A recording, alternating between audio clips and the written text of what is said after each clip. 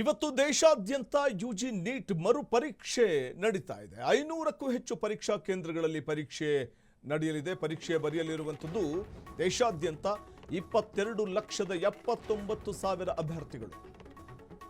ಪರೀಕ್ಷಾ ಕೇಂದ್ರಗಳಲ್ಲಿ ಪೊಲೀಸ್ ಬಂದೋಬಸ್ತನ್ನು ಕೈಗೊಳ್ಳಲಾಗಿದೆ. ಮಧ್ಯಾಹ್ನ 2 ಗಂಟೆಯಿಂದ ಶುರುವಾಗುತ್ತೆ. ಸಂಜೆ 5 ಗಂಟೆ 15 ನಿಮಿಷದವರೆಗೆ ಎಕ್ಸಾಮ್ ನಡೆಯುತ್ತೆ.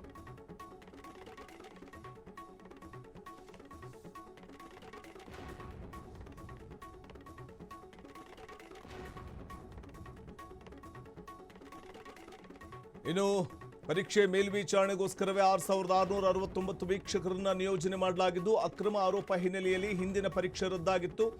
ಅಂದರೆ ಒಂದು ಕಡೆ ಪ್ರಶ್ನೆ ಪತ್ರಿಕೆಗಳು ಲೀಕ್ ಆಗಿದ್ವು ಅನ್ನುವಂಥದ್ದು ಹಿಂದಿನ ಒಂದು ಪರೀಕ್ಷೆ ರದ್ದಾಗಿತ್ತು. ಈಗ ಮತ್ತೆ ಮರುಪರೀಕ್ಷೆಯನ್ನು ನಡೆಸಲಾಗ್ತಾ ಇದ್ದು ಬಿಗಿ ಪೊಲೀಸ್ ಭದ್ರತೆಯ ನಡುವೆ ಇವತ್ತು ಮರುಪರೀಕ್ಷೆ ನಡೆಯಲಿದೆ. ಮೊಬೈಲ್ ಎಲೆಕ್ಟ್ರಾನಿಕ್ ವಸ್ತುಗಳಿಗೆ ನಿಷೇಧವನ್ನು ಹೇರಲಾಗಿದ್ದು, ಎಲ್ಲ ಕೊಠಡಿಗಳಿಗೆ ಸಿಸಿ ಕ್ಯಾಮೆರಾವನ್ನು ಅಳವಡಿಕೆ ಮಾಡಲಾಗಿದೆ. ಅನಧಿಕೃತ ವ್ಯಕ್ತಿಗಳಿಗೆ ಸಂಪೂರ್ಣ ನಿರ್ಬಂಧವನ್ನು ಹೇರುವಂತಹ ಒಂದು ಪ್ರಯತ್ನಕ್ಕೂ ಕೂಡ ಮುಂದಾಗಲಾಗಿರುವಂಥದ್ದು. NEET national eligibility cum entrance test ಅನ್ನುವಂಥದ್ದು ಭಾರತದಲ್ಲಿ ವೈದ್ಯಕೀಯ ಶಿಕ್ಷಣವನ್ನು ಪಡೆಯಲು ಇಚ್ಛಿಸುವಂಥ ವಿದ್ಯಾರ್ಥಿಗಳಿಗೆ ನಡೆಸುವಂಥ ಒಂದು ರಾಷ್ಟ್ರೀಯ ಮಟ್ಟದ ಪ್ರವೇಶ ಪರೀಕ್ಷೆ ಇದು. ಪ್ರಮುಖವಾಗಿ ಇದು ಭಾರತಾದ್ಯಂತ ಇರುವಂಥ ಸರ್ಕಾರಿ ಹಾಗೂ ಖಾಸಗಿ ವೈದ್ಯಕೀಯ ಕಾಲೇಜುಗಳಲ್ಲಿ MBBS, BDS, ಆಯುಷ್ ಅಂದರೆ ಆಯುರ್ವೇದ, ಯೋಗ, ಯುನಾನಿ, ಸಿದ್ಧ, ಹೋಮಿಯೋಪತಿ ಮತ್ತು ವೆಟರ್ನರಿ ಅಂದರೆ ಪಶುವೈದ್ಯಕೀಯ ಕೋರ್ಸ್ಗಳ ಪ್ರವೇಶಕ್ಕೋಸ್ಕರ ನಡೆಯುವಂಥ ಏಕೈಕ ಅರ್ಹತಾ ಪರೀಕ್ಷೆ ಇದಾಗಿದೆ. ಇದನ್ನು NTA ಅಂದರೆ ನ್ಯಾಷನಲ್ ಟೆಸ್ಟಿಂಗ್ ಏಜೆನ್ಸಿ ನಡೆಸುತ್ತೆ.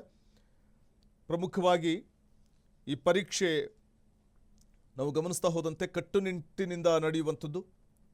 ಏಕೆಂದರೆ ಹಿಂದೆ ಪ್ರಶ್ನೆ ಪತ್ರಿಕೆ ಸೋರಿಕೆ ಹಿನ್ನೆಲೆಯಲ್ಲಿ ದೇಶಾದ್ಯಂತ ವಿದ್ಯಾರ್ಥಿಗಳು, ಪೋಷಕರು ಮತ್ತು ಸಂಘಟನೆಗಳು ಕಟ್ಟುನಿಟ್ಟಿನ ಕ್ರಮಕ್ಕೆ ಆಗ್ರಹಿಸಿ ಬೃಹತ್ ಪ್ರತಿಭಟನೆ ನಡೆಸಿದ್ವು. ಈ ಹಿನ್ನೆಲೆಯಲ್ಲಿ ನ್ಯಾಷನಲ್ ಟೆಸ್ಟಿಂಗ್ ಏಜೆನ್ಸಿ NTA